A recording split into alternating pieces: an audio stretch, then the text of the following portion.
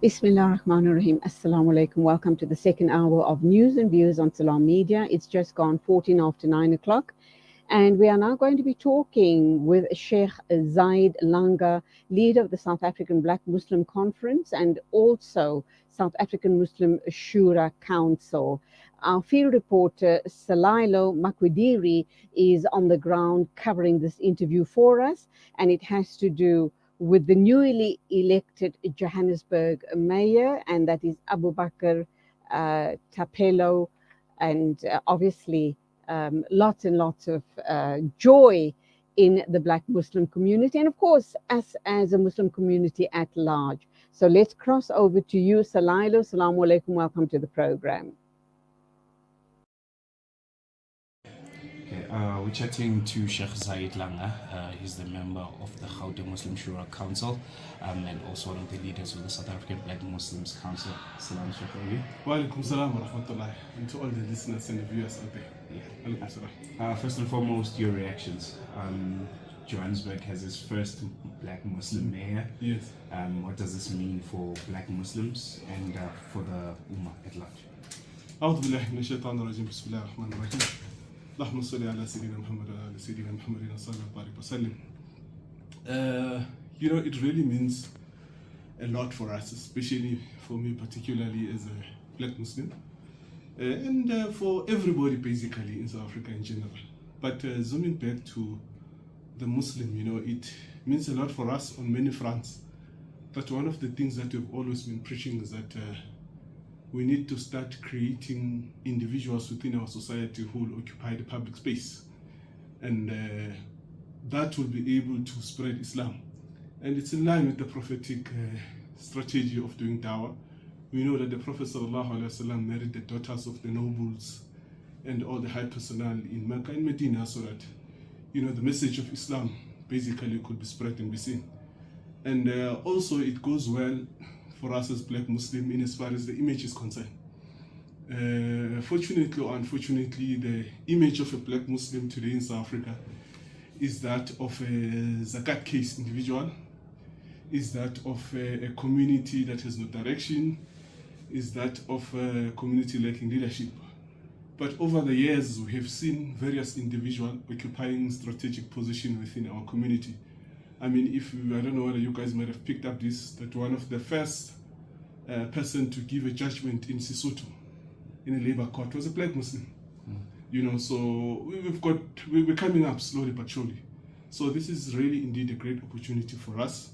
It shows that, the individual growth within our community is slowly progressing, and it's even seen in public platforms. There's an old saying that victory has a lot of parents, but losers have orphans. Yes. Losers are often orphans. Mayor Tapelo is going to have a lot of people surrounding him, and also a lot of people are going to be criticizing him, more especially because he's a Muslim and a Muslim of color. Yeah. How would you advise him, or how would you like to see him go about responding to those, because he can't detach from who he is? Politics and religion, especially in this, they are so intertwined. Yeah. I think one of the most important things, Allah subhanahu wa ta'ala has prepared us in the Holy Quran in as far as leadership is concerned. Or not only leadership, but in as far as dawah is concerned. In the verse of the Quran, it says, La nuridu minkum jaza'an wa la shukura. Basically, this verse, Allah says that we do not want any thanks, no praises from anybody. He prepared the leaders, He prepared the dawah workers, He prepared the people who are doing strategic position. That whatever you do it without expecting any thanks from anybody. The only thing that you must be conscious of at all given times is to make sure that you are doing the right thing. And we know that, when you are in that particular way of doing the right thing, then you don't get many praises coming your way. But also, you need to be careful of that, not to be too arrogant in such a way that you don't listen to advice from various stakeholders, community, people down there, and all this thing. So, Islam has got this balance that it has. That on one side, don't expect any thanks. So you do whatever you do that is good, only for the pleasure of seeking Allah's countenance. So we hope that, in this position that our brother finds himself in, one of his utmost important goal, it will be to please none other than Allah. And we know very well, once you do that, once you please Allah, then you'll make sure that whatever you want to do is right. Because Allah has got his own way, and has got his own system and methods of how he must be pleased. So Allah has trained us and has prepared us really. In the position of leadership, there's no thanks. You help people, and at the same time, those are the people who will be swearing and insulting you and all, but you just need to carry on. We've seen this with the messengers and various prophets, sallallahu alaihi wasallam. They never live the best of life. They face almost every trial that no one single individual can ever face.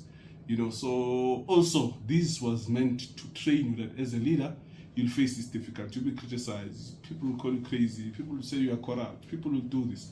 But as long as you know that your relationship with Allah is good, alhamdulillah. And now also, we have the concept in Arabic that Sayyidul Qawmu Khadimuhum, that the leader of the people is his leader. It's a servant. For him as a leader, he's there to serve the people. Not the other way around. He's there to serve the people. But we also know that there's many challenges that our country has. It will need a long time for them to be fixed. So we need to be realistic with him also. We mustn't expect magic, that he'll change many, many areas of infrastructure, disrepair, of corruption, and all these things.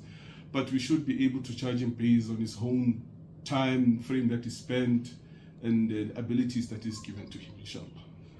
I know I focus a lot on the fact that he's black and he's Muslim. But that's his image. You can't detach it from him. But how do black Muslims particularly leverage from this victory? As you said, there were little victories here and there of black Muslims doing outstanding things, and this one being the one that I can say outshines all of them. I think one of the main things maybe that we need to do, especially with the leadership and all those role players within our community, it was to create more, like what you say, of the likes of taperos. Create more individual who will make a difference, who will change their life within the black Muslim community. As I said earlier on, that the image of a black Muslim in South Africa is that of a beggar. Sometimes even if when you go to a Muslim shop, you don't even want to greet, because as soon as you greet, they will say, what can I give you?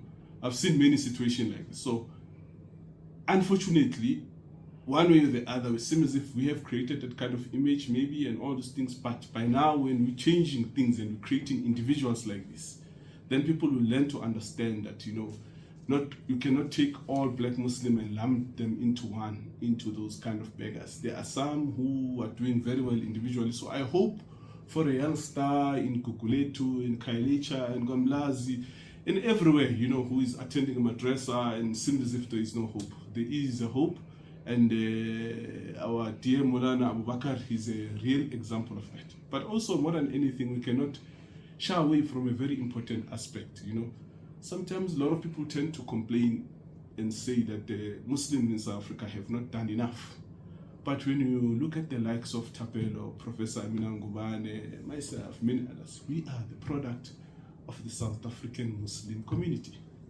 We were made by them.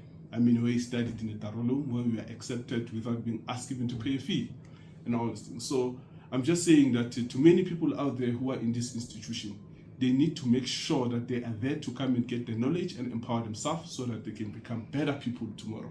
Not that they get caught up in the system of zakat, the donation, the lillah, without really growing. Because he came from the Darulum, he became a Molana, and through that position, he attended the Asra program. And today he is through the mayor. And this is a Muslim program developed by the Muslims in South Africa.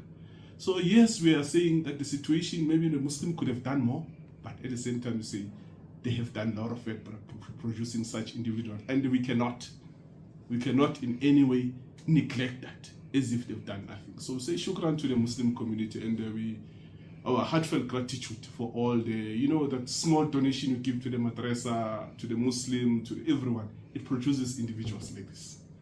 I think we're done. Yeah.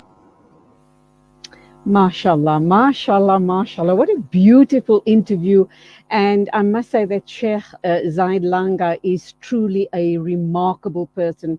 I kind of was sitting here and watching the interview, hoping that it could carry on longer. He has such deep insights regarding the Muslim position, regardless of color. And the fact that he accoladed the ASRI program, the Darul Ulums, giving the opportunity to young black Muslim people to take the opportunity to grow and to make something of their lives. And what an amazing man. I really and truly enjoyed listening to him talk. And also congrats to you, Salilo. Gee, was you good.